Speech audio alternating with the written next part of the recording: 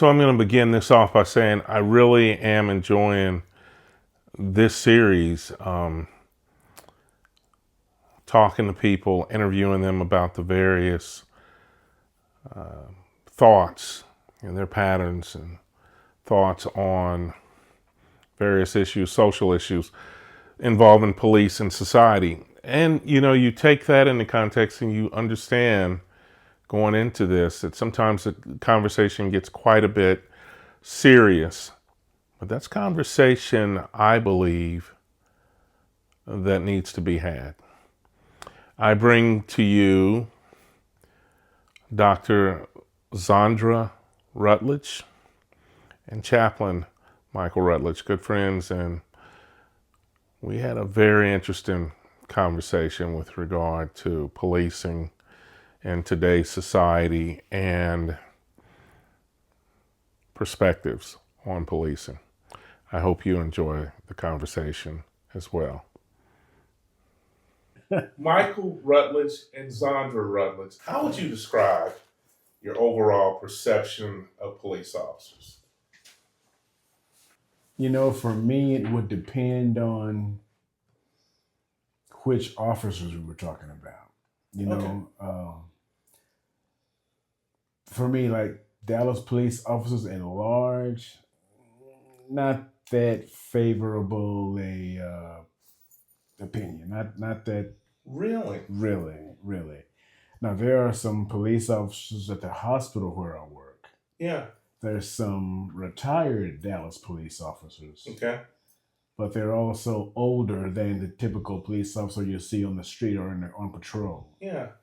And I think based on their experiences, a lot more calm.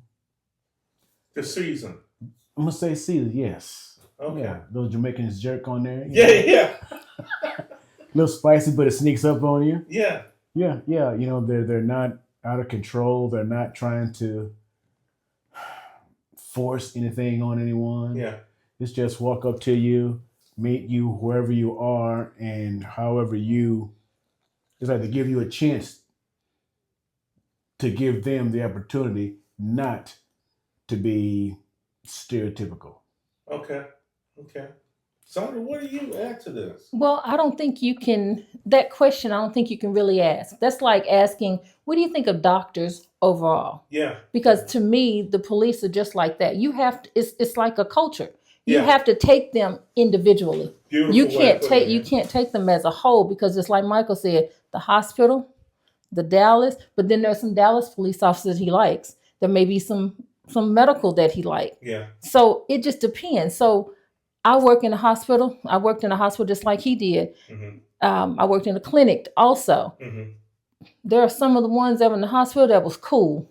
They were great. They did their jobs. But then there was some in the hospital that was lazy as all get out. Yeah. Then there were the ones that from Fort Worth police that come in with our mental patients that don't know how to treat our mental patients. Yeah. And that really irked me. This is why I'm So- glad I got you too, because we grew up in Dallas, and I plan to branch out pretty much all over the country when I get a chance. When I travel, I'll be interviewing people.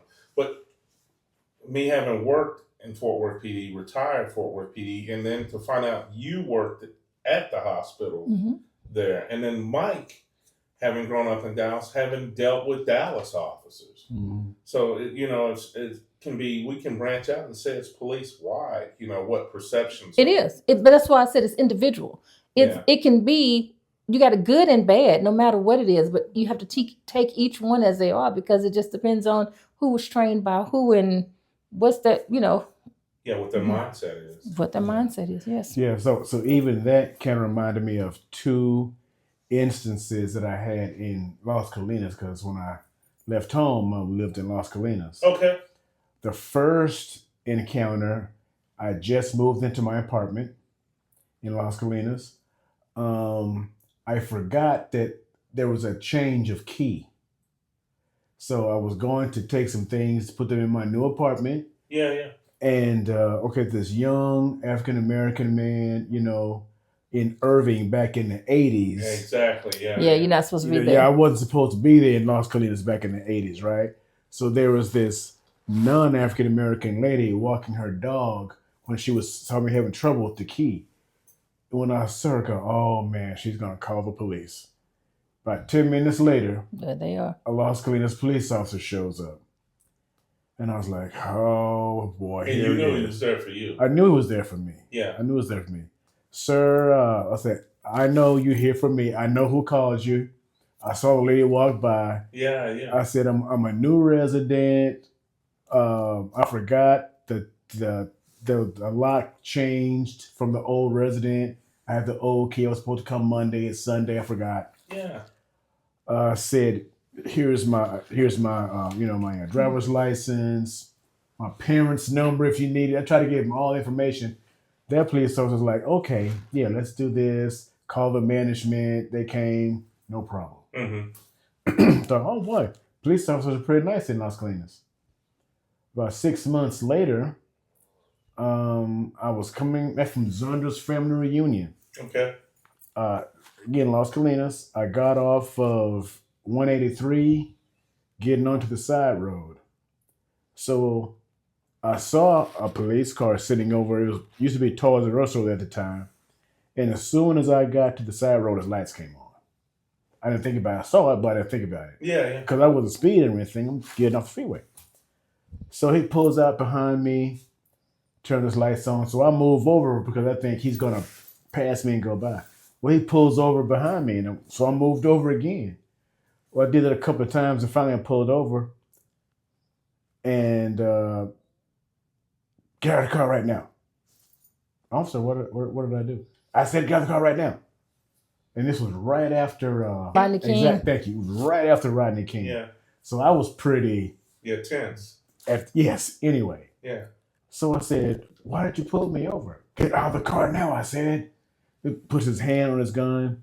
And I tell you what, all the Singing Hills in me came out right there. Yeah, yeah. All of it came Singing out. Hills audience is a part of Oak Cliff, Texas, for those of you that don't know. Oh, Cliff, that's my hood. So I got out of the car, slammed the door. I didn't slam the door. I got out of the car. Why did you pull me over? Put your hands up on the hood. Not until you tell me why you pulled me over. You were speeding. Where was I speeding? When you came off of the freeway, you were speeding. I said, sir, do I get a little time to get from the freeway, the little off-ramp? Do I get them to slow down? Yeah, yeah. You should slow down on the freeway. And get run over? Right. So we were going back and forth, and I had my door open to my car. How many other officers pulled up? And so I had this little stick right by my seat, and he looked in and said, that's a weapon. And he reached in, so I closed my door. And he said, you tried to close my hand. I said, no, sir. I just closed my door because you don't have any right to go inside my door unless. And he said, that's a weapon. I said, sir, I tell you what, that's the end of a broomstick. I jog in my neighborhood. There are dogs in my neighborhood. Yeah. That's for my run protection. Mm-hmm. I don't believe you. I bet you've got a record. Then he starts, bet you've got a record. Just wait till I give me your driver's license. Takes it and goes with it. I can't wait to get the cuffs on you. Oh, wow. So this is the kind of thing that's going on. Man, I remember like it was yesterday. And I remember saying, I tell you what, because he started to walk up close to me. Yeah. And I said, I tell you what, I'm not Rodney King. And you better go ahead and call your backup now. Mm-hmm. It's going to be a long day for you. He's like, are you threatening me?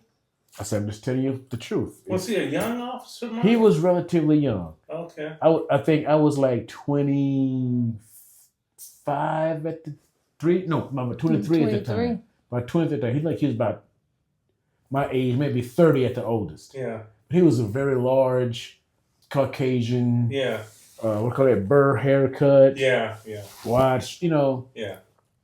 kind of that late Southern accent when Yeah. he talk. Yeah. Yeah. Yeah. And I was like, wow. But so those are the two. Yeah. Yeah. One guy, older guy. The initial was an older guy. Prove, I don't know. Yeah. The older guy, you can tell, is much more mature. Been there, done that, and he knows how to treat people. But then you've got some of them that don't. True. So it just depends on, because those are the old guard sometimes. Yeah, but that So was it my just experience. depends. Yeah. That was my experience. One that shaped your view of law enforcement. That was those two were probably the initial. Okay. I think those two. like I said, I've met older police officers since then. Mm-hmm.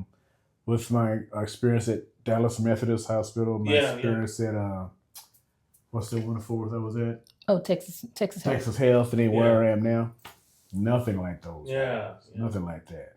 You know. Wow. So like I said, so for me, I think it's the older, mature, seasoned officers that I say are pretty good with the public. Okay.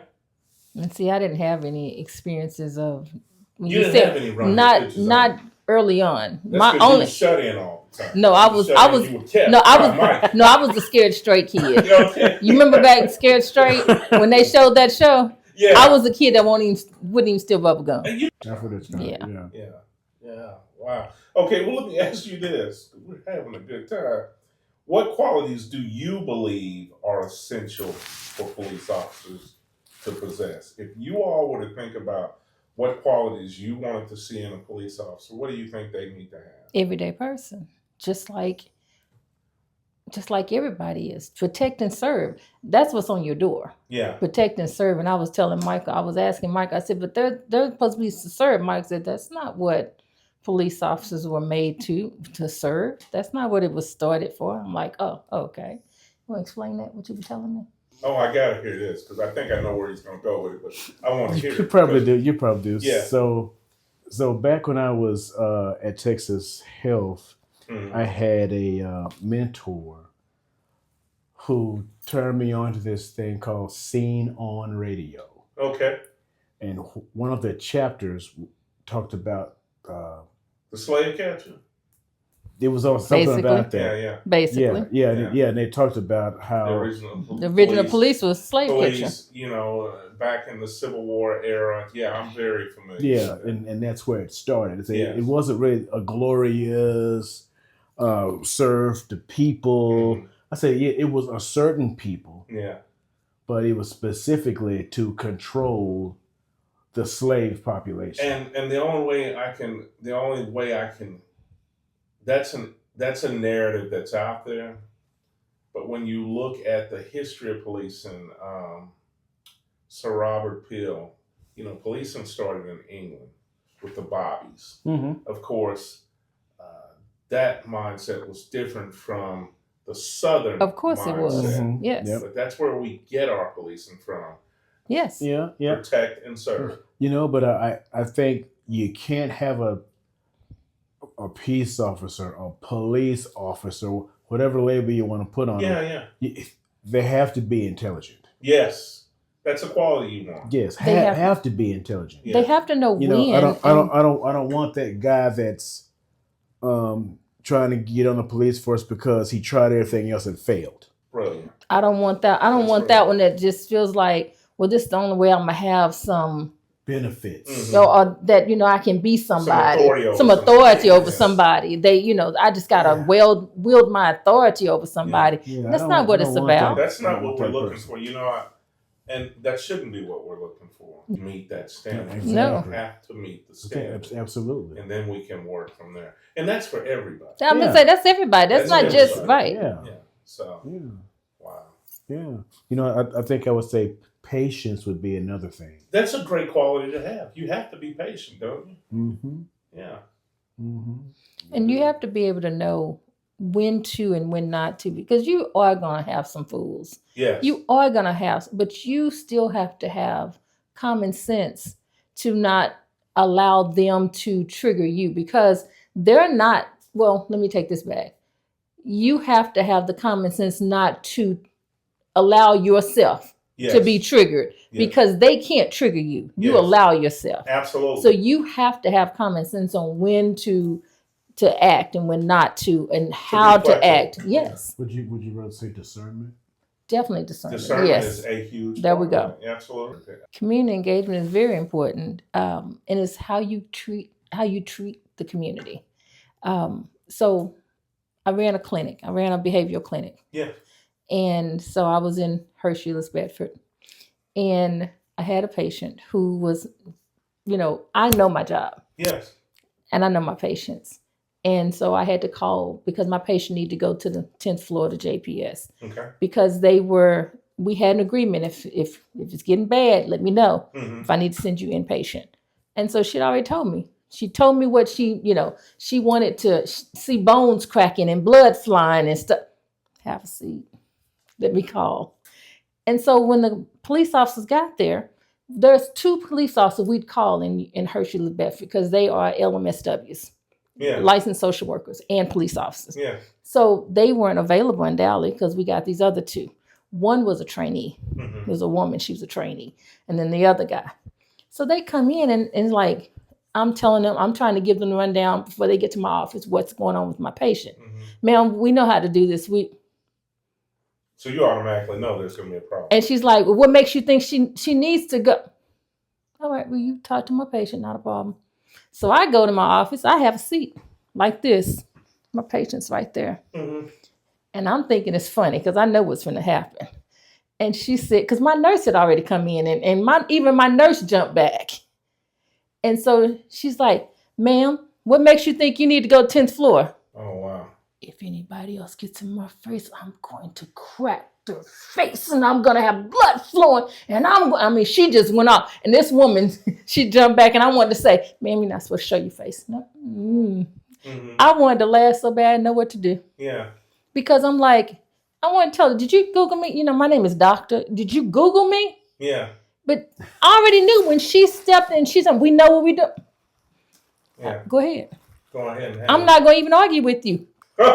I'm sorry, I was. Because I'm like, do you know what we do here? Yeah. And you're going to come in with this attitude. Mm-hmm. You're a trainee. Mm-hmm. You haven't been here. You don't know what we do. Yeah. Don't come in with attitude. Come in learning. Yes. Understanding your environment, that kind of stuff. Yeah. That's what we're talking about. Don't come in thinking you know it all. Wow. I'm the police. I know. So that sounds like humility. Definitely. Oh, wow. I like how you're labeling that. Good job. Okay. Well, you know what? We're talking about humility. What role does empathy play in law enforcement? Oh, my gosh. I would say a huge role. You're a chaplain. Mm-hmm. So I know I'm going to get some good feedback from you all on this. To a couple of the Lord that can explain. So empathy, we do understand, does have a huge role to play. Oh, for sure. Mm-hmm. For sure. I'll start this way. Even as a chaplain, if I can't meet someone where they are, mm-hmm. there's no way I'm going to understand what they're going through. Excellent putting it. Yeah. So if an officer gets to or arrives at a scene, you can't always get the whole thing just by what you see. Yeah. So kind of like Zandra was saying, if there's someone who can kind of bring you in to kind of give you a leg up, so to speak, on what's going on. Yeah. Don't be proud. Accept the help that you're getting. Accept the help so you can understand what this person's going through. Yeah. And you can actually assess. Those officers could have helped protect that lady from herself. Yes. They could have helped protect anyone else from her. And they get to protect that lady from them as well because they wouldn't misunderstand what was going on. Yeah. So there's a lot of protect and serve, I think, if officers approach a situation with humility. Now I know you can't go into a firefight with humility. Exactly. A gunfight. So I'm not talking about those kind of situations. Exactly. Understood. But just like interactions with the public. Yes. Please. But having the empathy in the situation that I was in, if they had empathy, then I could have given them the information.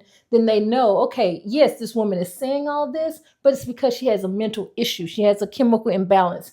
I could have helped you with all that. Yeah. So I could have told you, okay, don't get in front of her. Do this, do that. We can get her in the car. You can put the cuffs on her. Everything will be fine. I just need you to get her to the 10th floor. Wow. And it could have been done without any of the problems. But you didn't want my help because you thought you knew it all. Yeah. Interesting. Well, and you didn't really want to meet the woman where she was. You just wanted to take charge and kind of force your will upon. And I'm You know? wondering, and maybe she had something to prove because she was a trainee. I don't know. Who knows? But yeah, that's kind of what it looks like to me. Well, let's get to this. In what ways do you think police training should be improved? I think you all have already alluded to that. Well, You know, we have crisis intervention training, Mm-hmm. and I think that that's huge. I especially- think you need to bring the public in Mhm. to help train. I know when I'm not saying the public needs to be your trainers, Yes. but I think you need to bring them in front of the public to answer questions, to let the public ask them. Or We're starting to do a lot more of that, and it seems like I think a lot of the police agencies are starting to involve the public at the academy Mhm. in that training, and it sounds like to me that we're moving in the right direction with that. I do believe Mhm. so. Just talking to you two. Yeah, yeah. Because I was thinking like even role playing. Definitely. With, you know, We do. We not do with that. other officers, but just with the general public. Yes. You know, And you'd be surprised. We have, at some academies that I've worked at, we have put out a notice that we would like citizens to come in and do the role playing. Are there any misconceptions about police officers that you would like to address? Misconceptions? Yeah. What do you mean misconceptions? It's a question I have, but I think really that should be asked about the officers, about the public, not about I don't know if there's any misconceptions because there are things that have happened that are not misconceptions. Yes. Because, for example, our son is in Savannah, Georgia. Oh, that's right. Tell that story because we were talking about that. And so he goes to Savannah. At the time, he was attending Savannah College of Art and Design. Mm-hmm. He was a student body president. He was a Black Student Association president. Okay. And there was a student that went to this college, a Black boy. Mm-hmm. He was from Africa, I think. And he has schizophrenia. His girlfriend called. They lived off campus. Girlfriend called, said, hey, he needs to go to the hospital. He's off his meds. When he's off his meds, she's his security. So he had his arm around her neck, behind her. And when they came, she said, I'm okay. He just needs to go to the hospital. He just needs an ambulance to go to the hospital. They sent the police instead of the ambulance. And they're like, ma'am, get a step away. And she's like, he's off his meds. He didn't have his medicine. He didn't have any money for it. He just needs to go to the hospital. Mm-hmm. I'm okay and stuff. So they took him to the police station, put him in one of those chairs, Mm-hmm. and he died. they handcuffed him. They handcuffed him, and then they put the spit thing. It was all kind of stuff. And he died.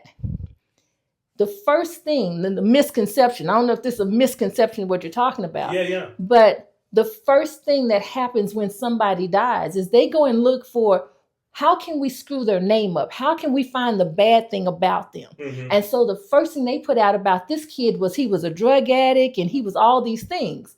And he was none of that. But when it came out that he was a Savannah College of Art and Design student, Mm-hmm. and he was an A student, and he was from, oh my gosh, the mess hit the fan. Mm-hmm. Because y'all tried to mess up his name before you even know who he was. And then here's our son, student body president. So you know what they finna go do, don't you? Yeah. The Black Student Association. Yes. Which has, our son was the Black Student Association president, but his vice president was his roommate, his brother, who's white. Mm-hmm. So they do inclusive, not exclusive. So their Black Student Association has black and white.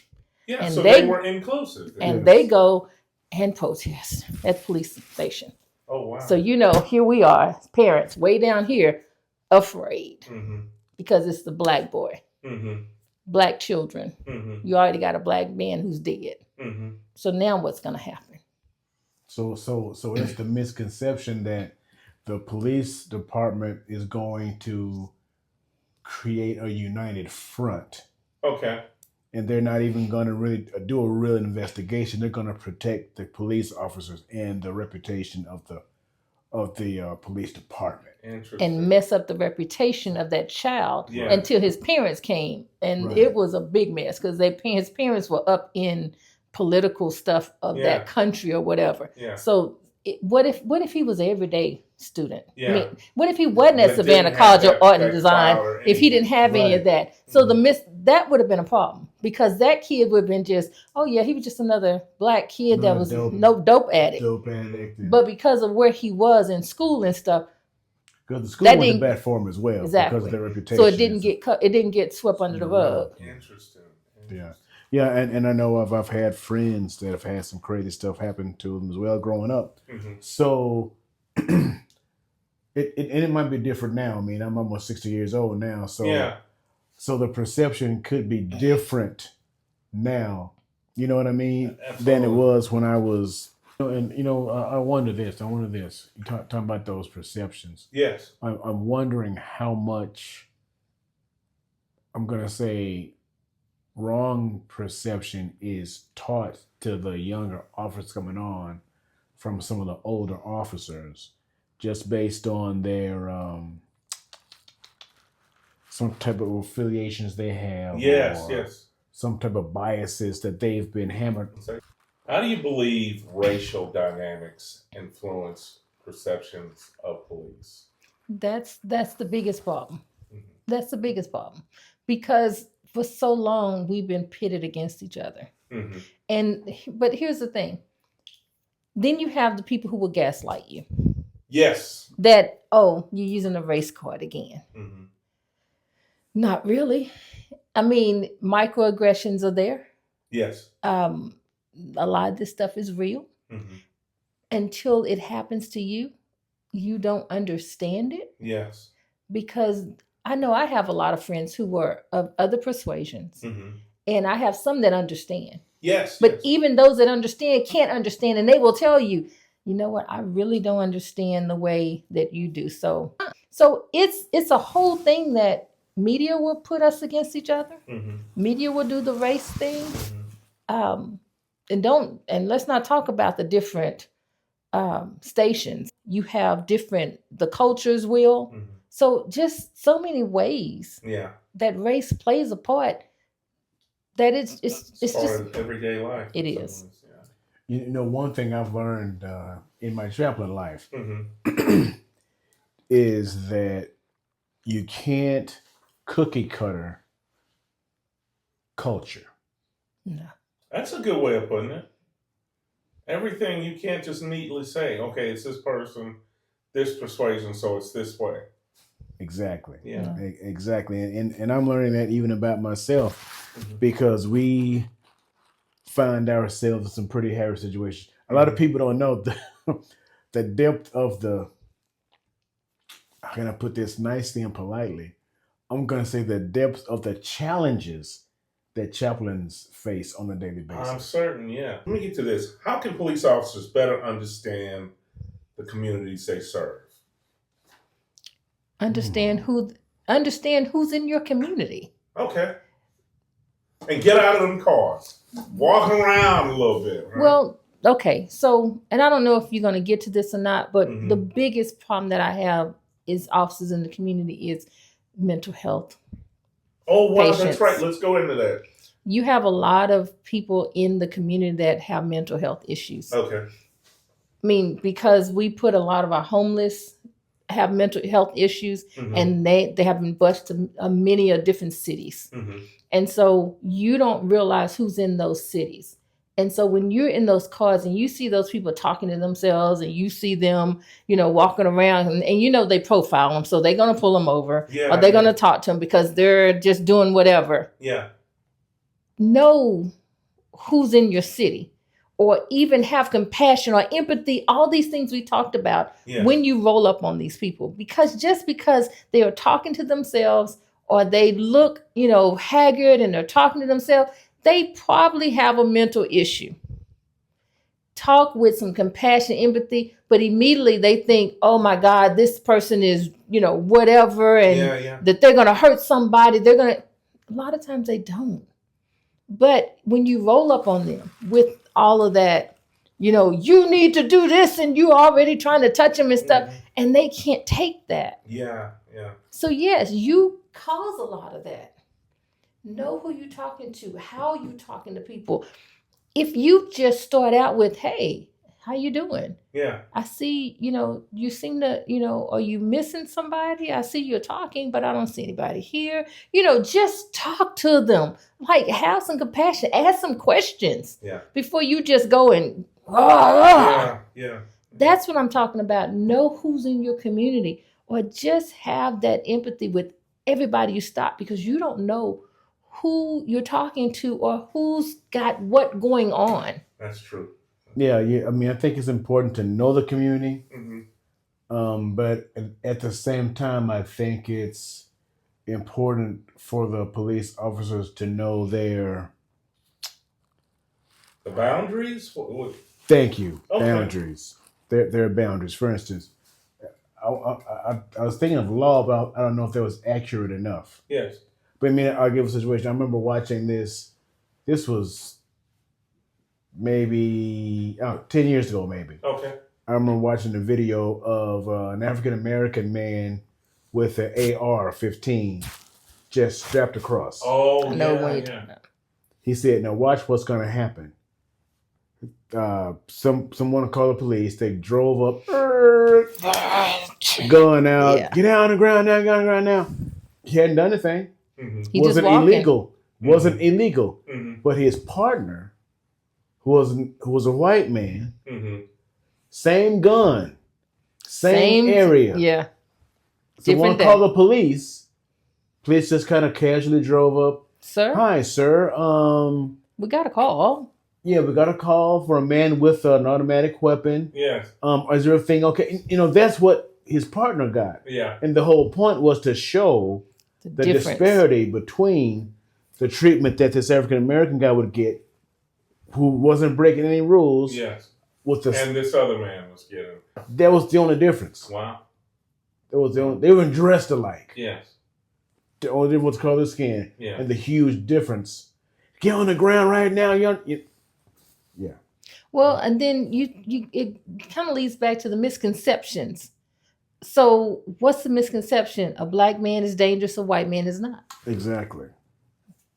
I mean, it's like if an officer in a store, Mm-hmm. and I've seen this before, you have a black man go by, they're like, but then the white man go by and you ain't even give him a second look. And he is one probably that's finna rob the store. Mm-hmm. Mm-hmm.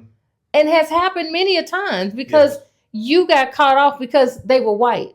And they know that they can do that because you just, you're not going to look at them. Built-in perceptions. Exactly. Those perceptions will get you killed. Yes. I remember walking up to a policeman, a young guy at a grocery store. I got it here. This took me back in ROTC days. Yeah. Get your hands out of your pockets. What are you doing? What are you doing in there, right? So I just said. So this guy, very tall, big, and wide guy, Mm-hmm. right? He was young, standing with his hand in his pockets. So I walked by, and said, "Hey man, what's up? What's going on, man? Blah blah blah." And I just, walking by him, and I said, "You're dead because your hands are in your pockets." I said, "You just thought because I'm a black guy," and I said, "What's up that we were tight?" I could have had all kind of. So was this a friend of yours, Mike? No, he didn't know. No, I didn't know him. But I was like, "There's a young guy in this store. Yeah. Crazy stuff happens in this store." Yeah. I'm like, be on your guard. Yeah.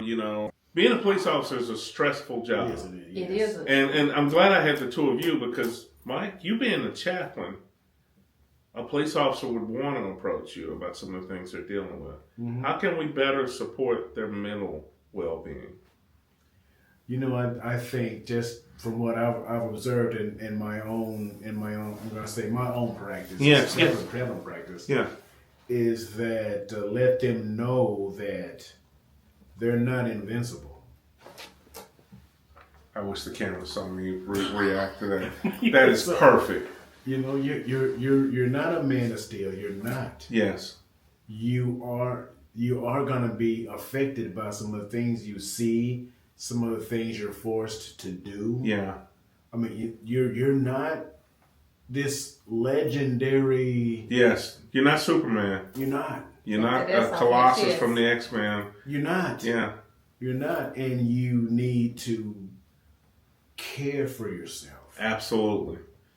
have some stress outlets, everything. Well, good stress outlets. Well, Yes. I like what you're saying, and just like I tell my husband, being a chaplain, being a professional counselor as I am, one of the things I tell everybody, you have to have counseling. Everybody should. You don't have to have stress in your life or something big blow up before you go to a counselor because you have everyday things. But as police officers, as first responders, you see a lot. You do a lot. Michael sees a lot. Yes. You have to process through that stuff because otherwise you take it on. We have negative outlets. You have secondary trauma. Yes. Because you will, that sometimes you'll take on those traumas to your own. Yeah. So detriment. you can only go so far, so long before that starts wearing on you. So you need to be going through counseling to process through. You know, hey, I saw kids being killed or whatever,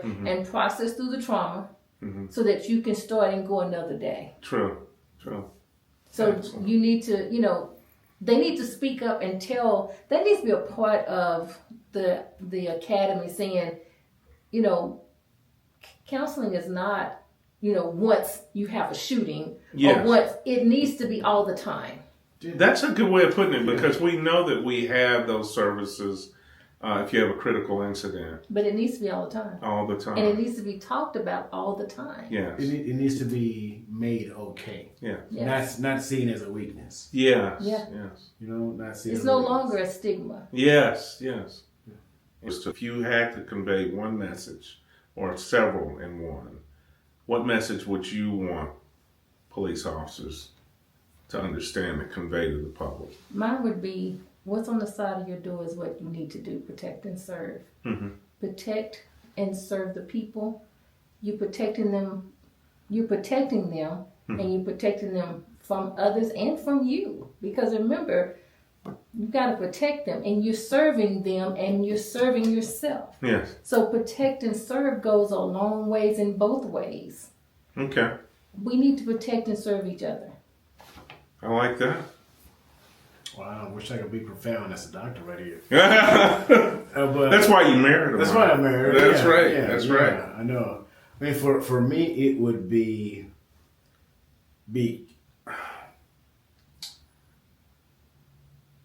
mind the lenses.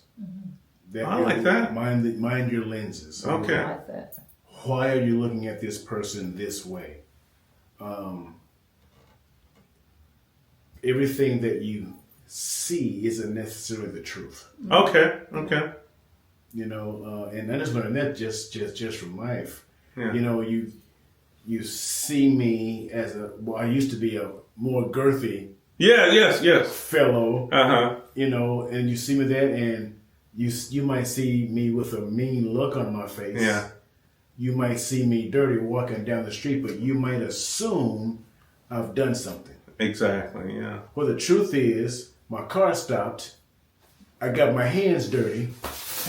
And I'm mad because now I'm gonna walk in 100-degree heat to go home. You never Exactly. know what has happened. Yeah, but because you looking at me through a certain lens, because I fit into a certain, what's the word I'm trying to find? A certain come on, help me, doctor.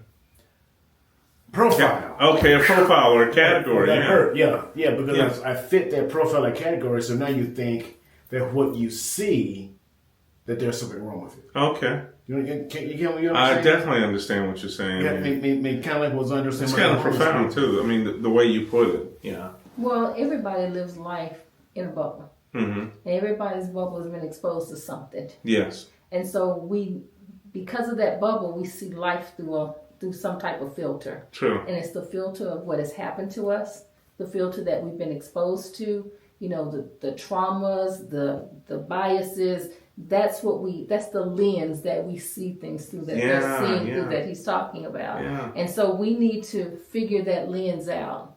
Remove the biases or understand what my lens is so that I know, wait a minute, do I give empathy here? How do I approach it? So I know how to That's a beautiful image. traverse that lens. Yeah. We can alert someone that their loved one is critical, Mm-hmm. and they're here. They're like, "Okay, chaplain, give me all the information you've got, And not once have I ever had a police department not help in that. And you appreciate that, don't you? Oh my gosh, of course. Yeah. I wish that would be all the time, because here I am. This is Dr. Rutledge over at JPS Clinic. We have a patient who's not answering. We need to send, we need a welfare check. And you go, well, what makes you think something's wrong? And we get all of these questions and you're stuff. embarrassing me with that. You're embarrassing me having come from where I've come from, but I believe. Well, no, but the it's story. most of the time it's Hershey's Bedford. Yeah, okay. Because the okay. clinic, my clinic was a Hershey's Bedford. All right. So. Okay. All right. Now, if I got a U-list one, depending on which side of the clinic I was on, if I got the U-list, that's probably pretty good. Wow. So it just depends. Wow. Yeah. Well, look, Mr. and Mrs. Rutledge, Chaplain Mike Rutledge, Michael Rutledge, Dr.